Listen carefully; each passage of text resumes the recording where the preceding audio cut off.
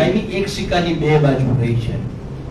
કોંગ્રેસે જ્યારે જે આંદોલનો કર્યા છે એ માત્ર રાજકારણ માટે નહીં પણ રાજનીતિ માટે.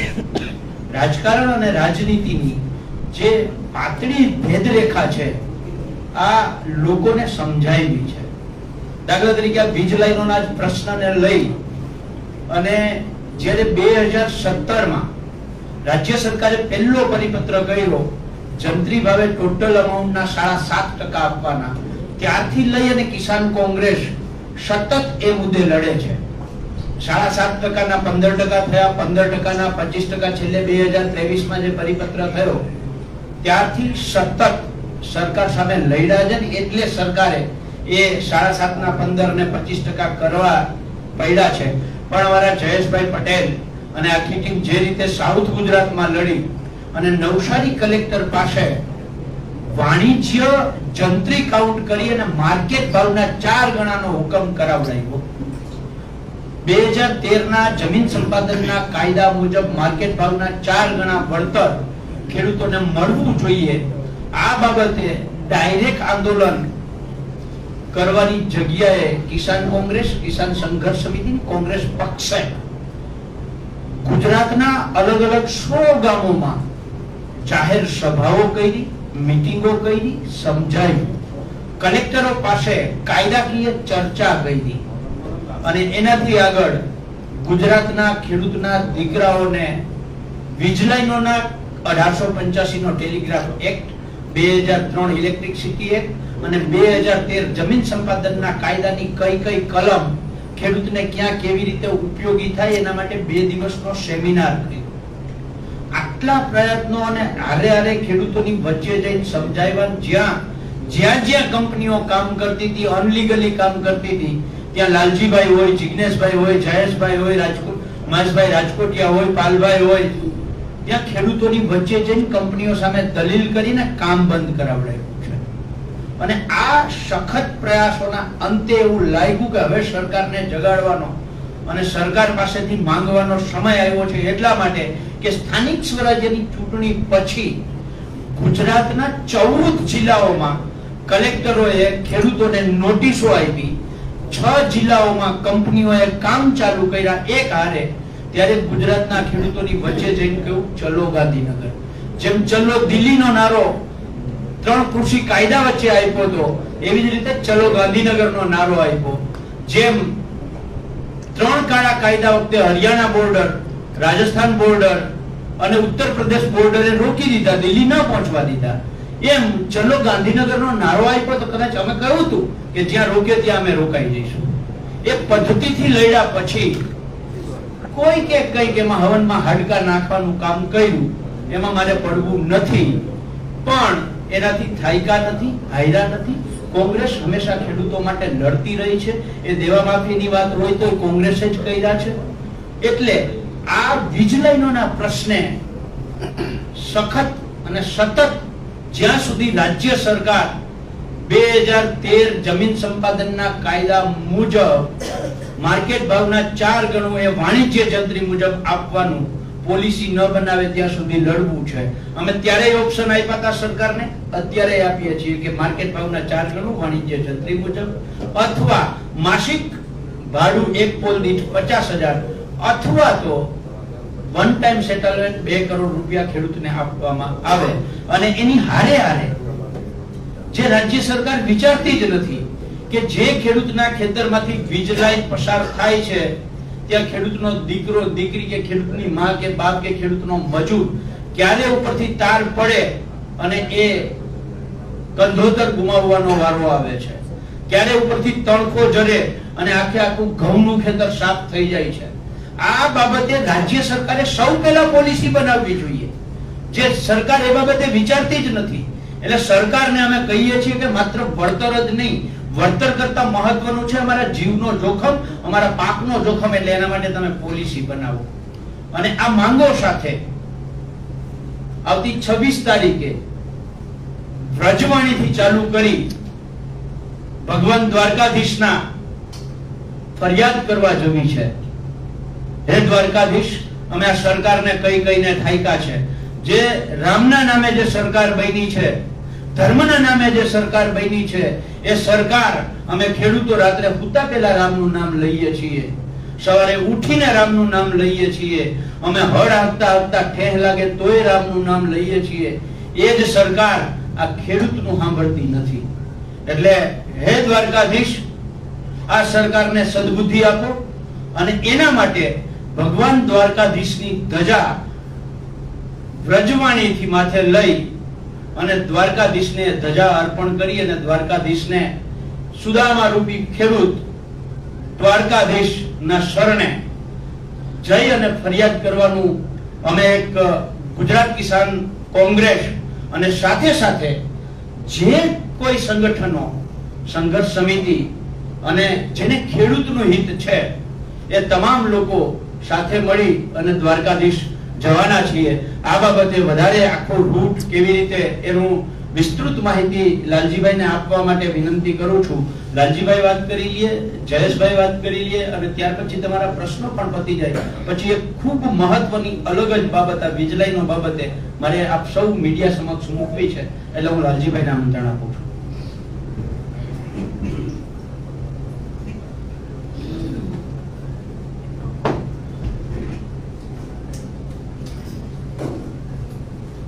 જય જવાન જય કિસાન. નમસ્કાર મિત્રો. પાલભાઈએ વિગતે વાત કરી. કિસાન અધિકાર યાત્રા પાર્ટ 2 પ્રારંભ થઈ રહ્યો છે. આ કિસાન અધિકાર યાત્રા પાર્ટ 2 જે છે, ખેડૂતો છે કાં તો ટ્રેક્ટર ઉપર હોય કાં તો ચાલતા હોય, એટલે આ વખતે અમે ટ્રેક્ટર વાળા પ્રયોગમાં તાકાત બતાવવાની હતી. ગુજરાતના ખેડૂતોએ તાકાત બતાવી છે. હવે જે છે એ અમે લોકો પગપાળા પદયાત્રા કરીને ભર ચોમાસું, આમ તો કહેવાય કારણ કે વરસાદ હવે થવાની તૈયારી છે, ભર ચોમાસે ખેડૂત ખેતરમાં હોવો જોઈએ, એના બદલે ભર ચોમાસે અમે બહેરી અને મૂંગી, બહેરી અને આંધળી, મૂંગીની બોલે તો બહુ છે એવી આ સરકારને એવું કહેવા માટે નીકળવાના છીએ કે ગુજરાતના ખેડૂતોને લૂંટીને બરબાદ કરવાનું બંધ કરો. અમારો રોટલો, અમારો ઓટલો છીનવવાનું તમે બંધ કરો. કારણ કે આપ સૌ જાણો છો, પાલભાઈ બીજી વાત કરી છે, પણ હું રૂટની વાત કરું પહેલા મારે એક નાનકડું બેકગ્રાઉન્ડ આપવું છે. ગુજરાતના પ્રવક્તાઓ ભારતીય જનતા પાર્ટીના ટીવી ડિબેટમાં એમ કહે છે કે અમે ગુજરાતમાં 133 ગીગાવોટ વીજળી અત્યારે સરપ્લસ થવાની છે અને એની લાઈનો કાઢવાના છે. આ મારો આંકડો નથી, ખુદ ભારતીય જનતા પાર્ટીના સ્પોકપર્સન કહે છે. મેં અગાઉ જે અભ્યાસ કર્યો તો એમાં નાનકડી ભૂલથી થોડો સુધારો કરીશું. મને એમ હતું કે 100 લાઈન નીકળશે, પણ 100 થી વધારે લાઈન. એક લાઈન જે નીકળશે એમાં 1 થી 2 ગીગાવોટ વીજળી પસાર થશે. 1 થી 2, એક પણ હોઈ શકે, દોઢ પણ હોઈ શકે, પણ માનીને ચાલીએ કે એવરેજ એક કદાચ 1.5 ગીગાવોટ વીજળી પસાર થાય ઓન એન એવરેજ, તો 130 ગીગાવોટ વીજળી પસાર કરવા માટે કેટલી લાઈનોની જરૂર પડે એ આપ બહુ સારી રીતે સમજી શકો છો. 85 થી વધારે લાઈનોની જરૂર પડે. આ અત્યારે 130 કે છે, હજુ તો એમનો આંકડો વધારે છે. આવનાર સમયમાં ગુજરાતમાં 100 થી વધારે વીજ લાઈનો નીકળવાની છે. આ 100 થી વધારે વીજ લાઈન એટલે પહેલા મને એમ હતું કે ગુજરાતનું એવરેજ 400 કિલોમીટર બહાર નીકળે લાઈન, પણ હમણાં તપાસ કરી તો ખબર પડી કે ગુજરાતમાંથી વીજળી બીજા રાજ્યોમાં લઈ જવી હોય તો ઉત્તર ગુજરાતથી શરૂ કરી અને દક્ષિણ ગુજરાત સુધીનું એવરેજ 500 કિલોમીટર થાય છે. ક્યાંક 600, ક્યાંક એનાથી પણ વધારે, પણ એવરેજ 500 કિલોમીટર થાય છે. અને એક લાઈન 500 કિલોમીટર એટલે 1500 થાંભલા. એક લાઈનના 1500 થાંભલા એટલે 100 લાઈનના ગુજરાતમાં 1.5 લાખ થાંભલા નખાશે. એક થાંભલો જ્યારે નીકળે છે ત્યારે 14 ખેતરને ખાઈ જાય છે. 1 કિલોમીટરની અંદર એ લાઈન નીકળે ત્યારે 14 ખેતરો ખાય છે. એટલે કે 14 પંચાને 70 વીઘા જમીન એ ખાઈ જાય છે. 14 પંચા 70 વીઘા જમીન 1 કિલોમીટર ખાય છે. તમે મિત્રો ગણી લેજો કે આવી 500 કિલોમીટર લાંબી 100 લાઈન નીકળવાની હોય અને 1 કિલોમીટરે એ 70 વીઘા જમીન ખાઈ જવાની હોય તો પહેલા અમે 28 લાખ વીઘા જમીન જે ગણતા હતા, આંકડો એનાથી પણ અત્યારે હવે આ વધે છે. આ ગુજરાતનું એકાદ બે જિલ્લાને બાદ કરતા એક જિલ્લો નહીં બચે, એક તાલુકો નહીં બચે, કદાચ કોઈ ગામ એવું નહીં હોય, કારણ કે ગુજરાતના આપણે 5 લાખ ગામ કહીએ છીએ, 4 લાખ ગામ હોય છે. એ ગામડાઓ ગુજરાતના એક એક ગામમાં વીજળીનો થાંભલો નીકળશે. એક એક ગામમાં નીકળશે ત્યારે મારો નહીં તો મારા ભાઈના ખેતરમાં થાંભલો નીકળશે. એટલે અત્યારે જે સૌરાષ્ટ્રના ખેડૂતો જે લડી રહ્યા છે, કચ્છના ખેડૂતો જે લડી રહ્યા છે, એ સમગ્ર ગુજરાતના ખેડૂતોની લડાઈ છે. અને આ લડાઈને આ 2 દિવસ 3 દિવસથી નહીં, આમ તો છેલ્લા 2-3 વર્ષથી લગાતાર ચેતવવાનું કામ કરતા હતા, પણ છેલ્લા 8.5 મહિનાથી લગાતાર ગ્રામ સભાઓ, ટ્રેક્ટર રેલીઓ, નાના મોટા કાર્યક્રમો આપી અને કોંગ્રેસ પાર્ટી જે છે એ ખેડૂતોના હિત માટેની લડાઈનો જે પ્રારંભ કર્યો છે, એ પ્રારંભ જ્યાં સુધી ખેડૂતોને ન્યાય ન મળે, જ્યાં સુધી ખેડૂતોનો વિજય ના થાય અને જ્યાં સુધી આ સરકાર જે છે એ પીછેહટ ના કરે, ત્યાં સુધી કોંગ્રેસ જે છે એ કોઈ રીતે જે છે એ પાછી પાડી કરવાની નથી. આ એ જ કોંગ્રેસ છે કે જેણે ખેડૂતોને 7/12 નામ અપાવી અને ખેડૂતોને ખાતેદાર બનાવ્યા. આ એ જ કોંગ્રેસ છે કે જેને મનમોહન સરકારે આખા દેશના ખેડૂતોનું દેવું એકી ઝાટકે માફ કર્યું.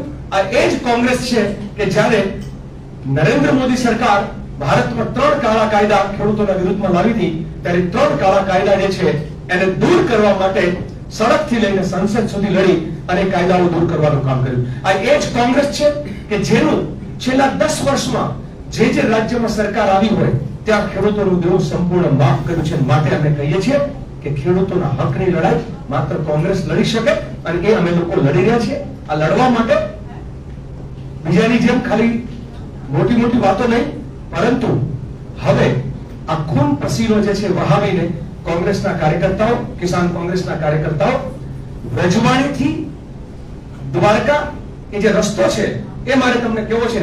રજવાણી 26 તારીખે શરૂ થશે, લગભગ 4 દિવસ યાત્રા કચ્છમાં રહેશે. એ રજવાણી, ગેડી, સલારી, પ્રાગપર થઈને ચિત્રોડ થઈ, લાકડિયા, શિકારપુર થઈને માળિયા, એ ખારા પાટમાં કદાચ ધોધમાર તાપમાં કે વરસતા વરસાદમાં યાત્રા નીકળશે. ત્યાંથી આમરણ અને આમરણ બાજુથી લતીપુરા એક યાત્રા ત્યાં જશે.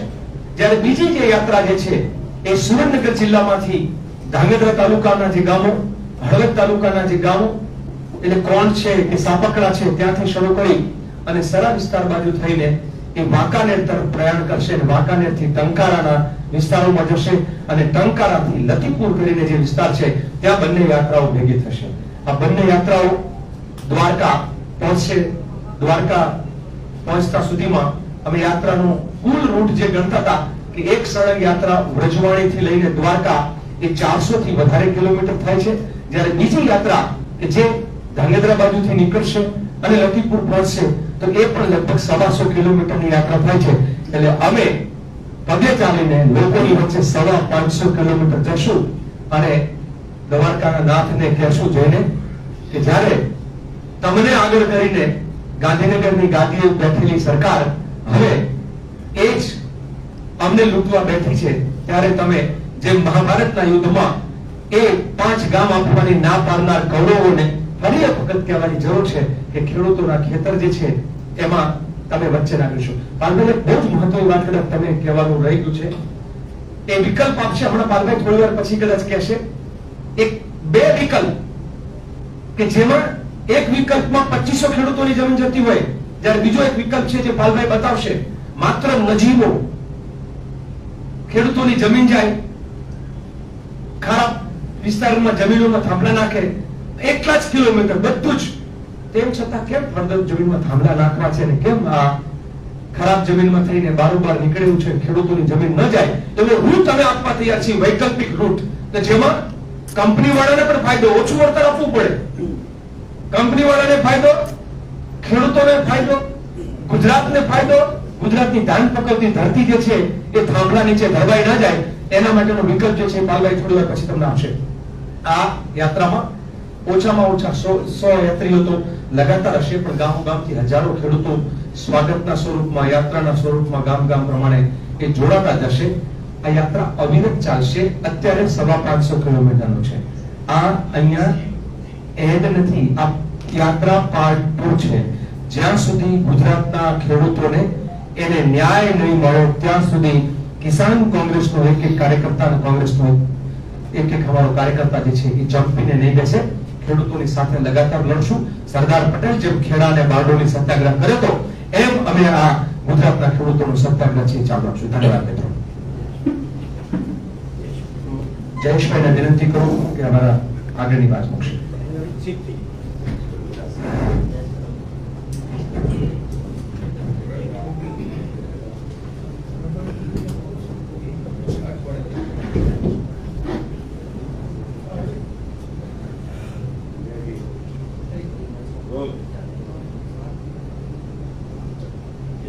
પત્રકાર મિત્રો, આપનું સ્વાગત. સાથી લાલજીભાઈ, પાલભાઈ, બચુભાઈ, મહેશભાઈ, મનીષભાઈ, 15મી જૂનની યાત્રા પછી અને ત્યાં અગાઉ નક્કી કર્યા મુજબ અમે લોકો ટાવર લાઈનના પ્રશ્ને જ્યાં સુધી ગુજરાત સરકાર, ભારત સરકાર કોઈ યોગ્ય નીતિ નહીં બનાવે ત્યાં સુધીના સતત કાર્યક્રમો આપવા માટે કિસાન કોંગ્રેસ અને કિસાન સંઘર્ષ સમિતિ દ્વારા નક્કી કરવામાં આવ્યું હતું. 15 જૂનની યાત્રા જે ગુજરાતના ખેડૂતના ઇતિહાસમાં ખૂબ સફળ થઈ અને ઐતિહાસિક રહી. ત્યારે જ અમારી આ વાત હતી કે અમે પદયાત્રા કરીશું. જે પાલભાઈએ, લાલજીભાઈએ વાત કરી એ મુજબ એ પદયાત્રાનો 26મી જૂનના દિવસથી અમે શરૂઆત કરી રહ્યા છે.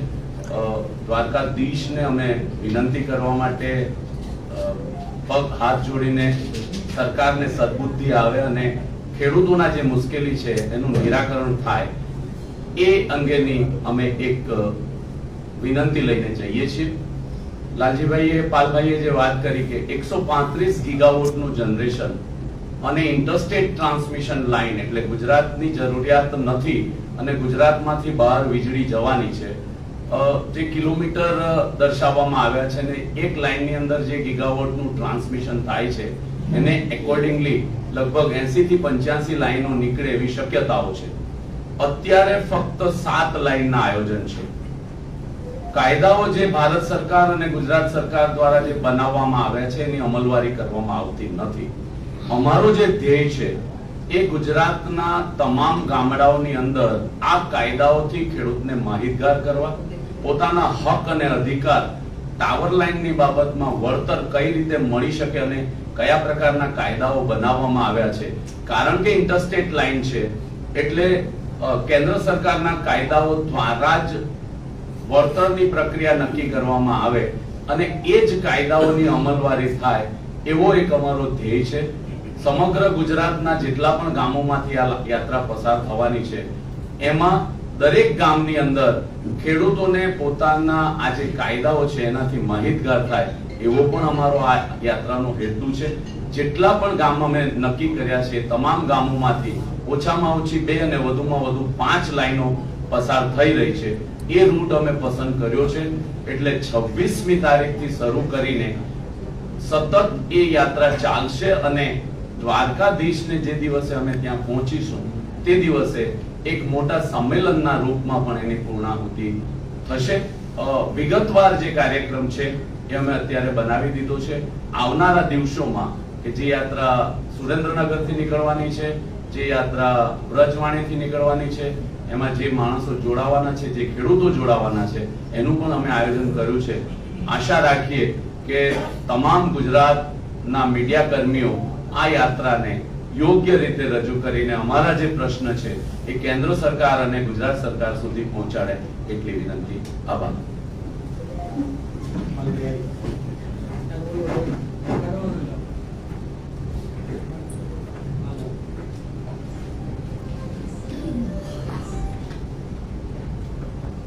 મિત્રો, આ મેપ હું આપું એની પહેલા તો જેતપર ગામને જે અત્યારે આંદોલન ચાલે છે એક ગામનું, એ ગામને અમે ખૂબ ખૂબ અભિનંદન આપીએ છીએ, બિરદાવીએ છીએ.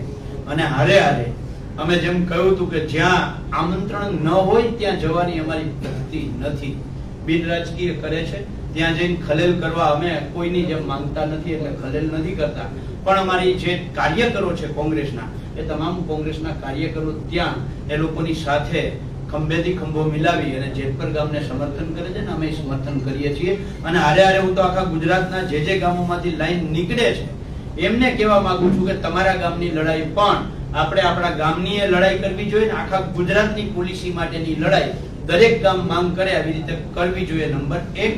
નંબર 2, આ 1885 નો ટેલિગ્રાફ એક્ટ, 2003 નો ઇલેક્ટ્રિસિટી એક્ટ, આ બંને કાયદાથી જે ખેડૂતને નોટિસ આપવામાં આવે છે, આ બંને કાયદા સરકારી કંપનીઓ માટે બનેલા હતા, જન સુખાકારી માટે બનેલા હતા, લોકોને વીજળી પૂરી પાડવા માટે, સરકારી ખર્ચે પૂરી પાડવા માટે બનેલા હતા, નહીં કે અદાણી અંબાણી જેવાના ધંધા માટે આ કાયદા બનેલા હતા. અત્યારે એ જે સરકારી વીજ લાઈનો માટે જે કાયદા બન્યા હતા એ જ કાયદાનો ઉપયોગ ધંધા માટે થઈ અને કરવામાં આવે છે. એટલે સરકારનો આ બાબતે ધ્યાન દોરીએ છીએ. અને જ્યારે તમને બધાયને ખબર છે, ભાજપના સરકારના પ્રવક્તા જ્યારે ડિબેટમાં આવે ત્યારે એને દરેક વખતે કહ્યું છે કે આ વીજ લાઈનો ઓછામાં ઓછી ફળદ્રુપ જગ્યામાંથી નીકળે એવી અમે કંપનીને ફરજ પાડીએ છીએ. સરકારી ખરાબાઓ બિન ઉપજાઉ જમીનમાંથી આ લાઈનો નીકળે એવું અમે દરેક વખતે સરકારશ્રીના પ્રયત્નો છે અને સરકારશ્રીના પ્રયત્નોથી એવું જ થાય છે. આ જે સરકારશ્રીના દાવાઓનો ભાંડાફોડ કરતો આ નકશો તમારી સામે અત્યારે હું રજૂ કરું છું. આ નકશો છે, આ ગુજરાતનો નકશો છે. એમાંથી આ ગોવાણા છે, મહુવાણા ગામ કચ્છનું, બરાબર છે. અહીંયા રિલાયન્સ કંપનીનું લગભગ 1200 કેવીની અહીંયા એક સબસ્ટેશન બનેલું છે. અહીંયા રિલાયન્સનું સબસ્ટેશન લાલપુરની બાજુમાં કાનાલુસ ગામ પાસે બનેલું છે. હવે એમાં અત્યારે જે લાઈન નીકળે છે એ મહુવાણાથી ચાલુ કરી ગઢી, શેલારી, પ્રાગપર, લાકડિયા, સામખિયાળી થઈ અને માળિયા આવે છે. આમાં ખેડૂતોને નોટિસ અપાઈ ગઈ છે. આમાં અત્યારે કંપનીઓ કામ કરવાના પ્રયત્નો ચાલુ કરી દીધા છે. પછી માળિયાથી ચાલુ કરી અને 765 કેવીની લાઈન આમનામ દુધઈ થઈ, કેશિયા થઈ અને અહીંયા લાલપુર પાસે સબસ્ટેશન, ત્યાં આ જે લાઈન છે ને એ આ ફળદ્રુપ, સંપૂર્ણ જગ્યા ફળદ્રુપ છે. આમાં ક્યાંય સરકારી ખરાબો નથી, ક્યાંય રણ નથી, ક્યાંય દરિયા કિનારો નથી. એની સામે એ જ લાઈન 765 કેવીની લાઈન આ મહુવાણાથી ચાલુ કરો એટલે આખે આખું આ રણ આવી જાય અહીંયા સુધી. આ રણથી આદેસરની બાજુમાં 5 કે 7 ખેડૂતો આવે, પાછું રણ આવી જાય. એ રણ સીધું માળિયા સુધી રણમાં આ કાળી લાઈન છે ને એ કહું છું. આ પ્રપોઝ લાઈન અમે કહીએ છીએ કે આ લાઈન ઉપર ખરેખર નકશો હોવો જોઈએ. અને આ જામનગર કલેક્ટરને સૌથી પહેલી નોટિસ આવી ને ત્યારે અમે 2000 ખેડૂતોએ જઈ અને સરકારને કહ્યું હતું કે આ અલ્ટરનેટ રૂટ અમે આપીએ છીએ. આ આમાં આખી છે મહુવાણાથી ચાલુ કરી અને માળિયા પહોંચે ને ત્યાં સુધીમાં 15 ખેડૂતો આવે છે, માત્ર 15 ખેડૂતો. અને આની અંદર 15 ખરાબા નથી આવતા, એટલે 15 થાંભલા બિન ઉપજાઉ જમીનમાં નથી, સંપૂર્ણ ફળદ્રુપ જમીન.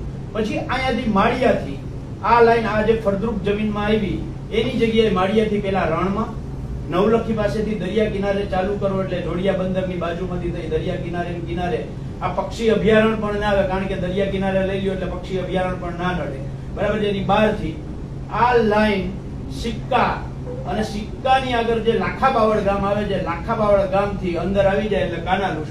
માત્ર એટલા જ પટામાં 10 થી 15 ખેડૂત આવે, ટોટલ 30 ખેડૂત આવે. અને આ જે જગ્યા છે આમાં 3000 ખેડૂત આવે.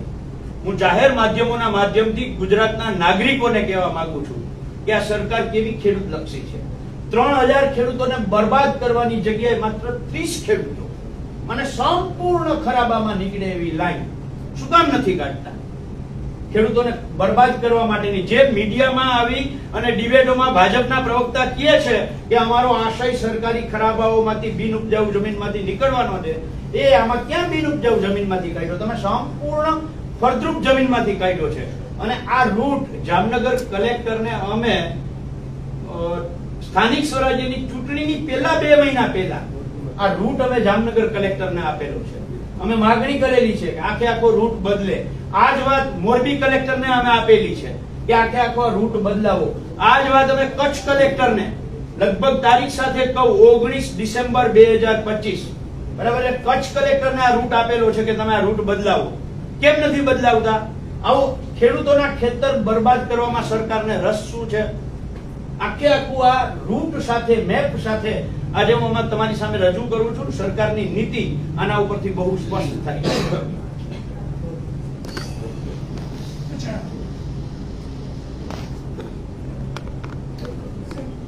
બે પ્રશ્નો છે.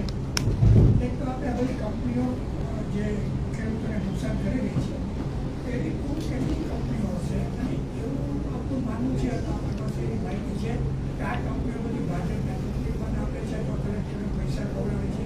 એના કારણે આપણી આટલી રોજિંદ તાર્કિક રજૂઆત છતાં પણ કલેક્ટરો અને ભાજપની સરકાર ખેડૂત વિરોધી કામ કરી રહી છે. તો એ ફંડ આપે છે પૈસા ખાઈને કરે છે કે શું? બીજો મુદ્દો એ છે કે આપણે આટલું કહ્યું કે સ્થાનિક સ્વરાજની ચૂંટણી પહેલા પણ આપણે ખેડૂતને જે વિરોધી સરકારની નીતિઓની વાત કરી, આમ છતાં પણ ખેડૂતો શા માટે ભાજપને વોટ આપે? એના માટે પક્ષે આત્મચિંતન કરવાની જરૂર છે કે કોઈ બીજી માહિતી? સૌથી પહેલા તો આપણે જે પ્રશ્ન કર્યો, આ સરકાર ઉદ્યોગપતિઓની સરકાર છે. એવા પૂરતું ખેડૂત લક્ષી કહે છે, બાકી આ ખેડૂત પક્ષી સરકાર છે. એમાં તમે જોવું ગઈકાલે કે પરમ દિવસે જે કોંઢના ખેડૂતો ગયા, એ કોંઢના ખેડૂતો અગાઉ પણ મુખ્યમંત્રીને એક વખત મળી આવ્યા, બીજી વખત મળી આવ્યા, અને એ જ મુખ્યમંત્રી જ્યારે ધારાસભ્યશ્રી પાસે બેઠા હતા અને ત્યારે ધારાસભ્યશ્રીએ કહ્યું કાં તો અમારે એટલે ઓફ ધ રેકોર્ડ એમની થયેલી વાત અને ખેડૂતોએ મને કરેલી વાત બરાબર છે કે આ તો અમારે આવવું પડે છે બરાબર છે, કારણ કે અહીંયા ગાંધીનગર બેઠા એનું કોઈનું કઈ ઉપજતું છે નહીં. નિર્ણય ગાંધીનગરના હાથમાં નથી, નિર્ણય દિલ્હીના હાથમાં છે. આવું ઓફ ધ રેકોર્ડ ધારાસભ્યશ્રીએ ખેડૂતોને કહ્યું હશે અને ખેડૂતોએ આ અમને કહેલું છે બરાબર છે. એટલે એના ઉપર સ્પષ્ટ નક્કી થાય છે કે નિર્ણય કરતા છે એ અહીંયા નથી અને સંપૂર્ણ ઉદ્યોગપતિઓ માટેની સરકાર છે.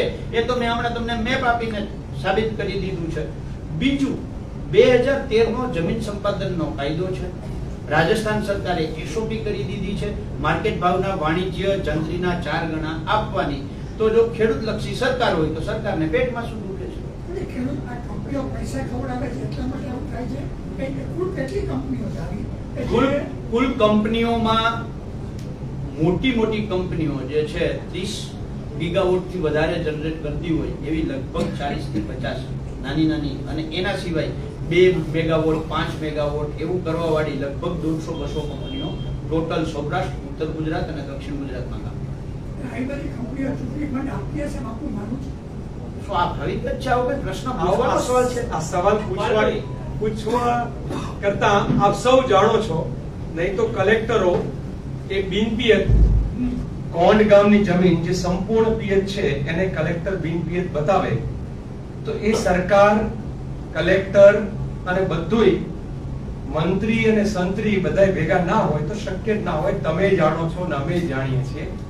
આગળ પાલભાઈ, આગળ જે ટ્રેક્ટર રેલી છે, ટ્રેક્ટર રેલી બાદ ટોલ નાકા પાસે જે વિવાદ થયો એ વિવાદ બાદ તમે ખેડૂતો નારાજ હતા એટલું જતુલાલજી કે ખેડૂતો માટે આંદોલન કરવા છતાં ખેડૂતો એવા લોકો પર વિશ્વાસ કરે છે કે જે ખેડૂત હિતની વાત નથી કરતા અને એના કારણે આ પ્રેસમાં ઉપસ્થિત નહોતા રહ્યા એવું આમનું સ્ટેટમેન્ટ હતું લાલજી કહ્યું. મારું સ્ટેટમેન્ટ શું હતું એ કહીએ. મને લાગે છે મારું સ્ટેટમેન્ટ બહુ જ ક્લિયર હતું. એ દિવસે પાલભાઈની તબિયત એક તો ઢીલી હતી અને પાલભાઈનો પરિવાર અને પાલભાઈ પોતે પણ બહુ દુખી હતા અને એટલા માટે હાજર નહોતા રહ્યા. બાકી કોણ બીજું શું બોલ્યું એને છે મારું નતું. બીજું નહીં, મારું તો રેકોર્ડેડ હતું આપની બધા પાસે. એ પછી પાલભાઈને સમિતિના બધા સભ્યોએ જઈને વાત કરી, પાલભાઈના પરિવારના સભ્યો સાથે, અને ખાસ કરીને તો હું આભાર માનીશ કે સાપકડા અને કોંઢ અને આજુબાજુના ગામના લોકો કે બીજા દિવસે એવી જબરદસ્ત સભા કરીને પાલભાઈનું અને 5 અમે સાથી મહેશભાઈ, જયેશભાઈ, જિગ્નેશભાઈ, બધા ગીતાબેન ત્યાં બધાનું એમણે એવું સ્વાગત કરીને કીધું કે આંદોલનમાં તો મગમાં ધોકા જે પડવાના હોય પડે, આપણે તો લોકોને ધોકા નથી ખવડાવવા, ખેડૂતોને ધોકા નથી ખવડાવવા, તમે લડતા રહો, અમે તમારી સાથે છીએ. એટલે પછી ત્યાં જ જાહેરાત કરી તો હવે તો એલાને જમ. પણ એમને ભાઈ નારાજ થયા હતા એવી વાત એટલે હા, પણ મેં ત્યારે મારી જગ્યાએ તમે હોવ તો પણ તમે દુઃખી થાવ, કારણ કે 2016-17 થી જમીન માપણીનો પ્રશ્ન હોય, પાક વીમાનો પ્રશ્ન હોય, આ વીજ લાઈનોના પ્રશ્નો હોય, અને એમાં છેલ્લા 6 મહિનામાં સતત લડ્યા પછી જ્યારે કોઈ અને જે લોકોને સ્પષ્ટ શબ્દોમાં ના પાડી હતી, 29 મે ની પ્રેસ જોઈ લો, ચોખ્ખા શબ્દોમાં ના પાડી હતી કે આમ આદમી પાર્ટી, ભાજપ અને કિસાન સંઘ સિવાયના તમામ સંગઠનો અને અમે આમંત્રણ આપીએ છીએ, બરાબર છે, તેમ છતાંય એ જ્યારે સામેથી આવવા માટે અમે ના પાડીએ ને તેમ છતાંય હવનમાં હાડકા નાખવાનું કામ કરે તો, અને દિલથી તમે જ્યારે કામ કરતા હો અને કોક આવું કરે તો મારી જગ્યાએ તમે હો તો તમે પણ દુઃખી થાવ. ભારતીય કિસાન સંઘ છે એ સંપૂર્ણપણે વેચાઈ ગયું છે, કેમ કે અમરસિંહભાઈની સરકાર હતી ત્યારે કેટલા બધા આંદોલનો કરેલા, ગોળીબાર થયેલા, ઘણા ખેડૂતોના મૃત્યુ થયેલા. હવે આ ભારતીય કિસાન સંઘ ક્યાંય ખેડૂતોની માટે ક્યાંય દેખાતું નથી, એમાં બધા આપણું શું કહેવું? નહીં, તમે જે કહ્યું છે ને એ મને એવું લાગે છે કે તમે અહીંયા આવીને કહો ને તો ગુજરાતના લોકોને ખબર પડે કે પત્રકારો પણ ભારતીય કિસાન સંઘને ઓળખી. Thank you.